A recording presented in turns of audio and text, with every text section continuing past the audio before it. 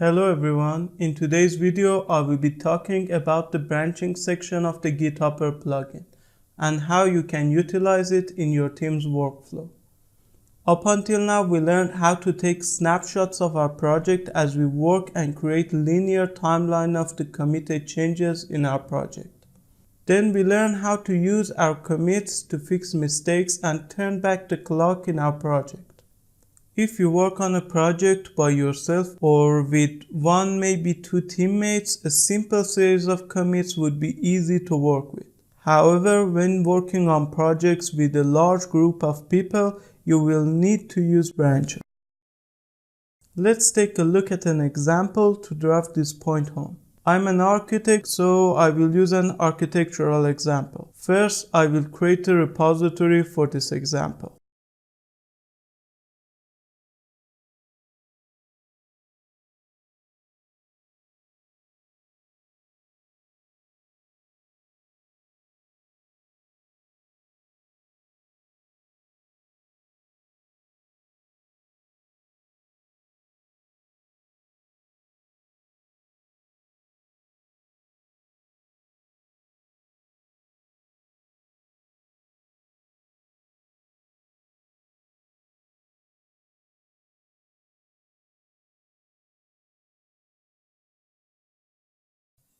Pay close attention to the mistake that I just made. This is the reason why you should every so often check the status of your repository.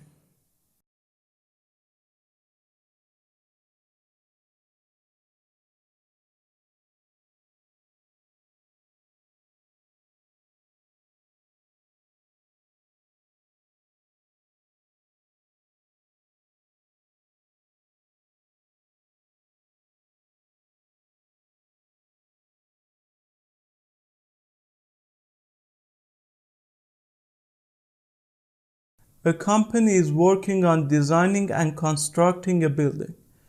The design team has come up with a schematic design. However, the work is far from being finished.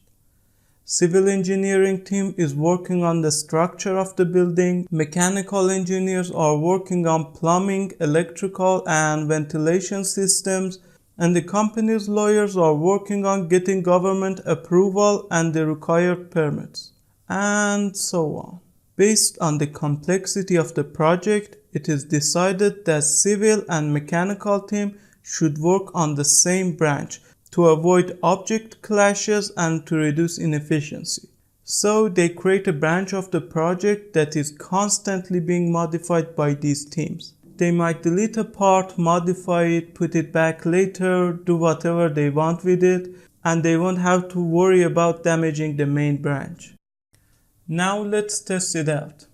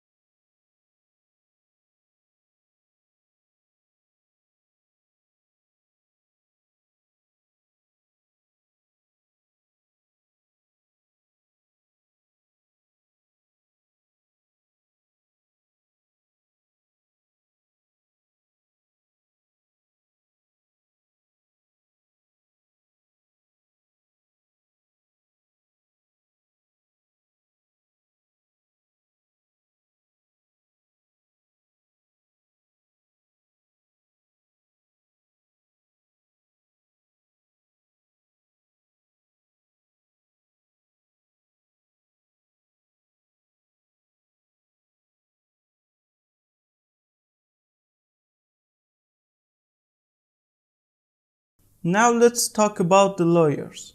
They need access to a stable version of the project. They need information about building size, number of units, and so on. Considering the fact that this information might be damaged on the engineering branch of the project at any given time, they decide to use the master branch to get their information from the latest stable version of the project. So I will now switch back to my main branch.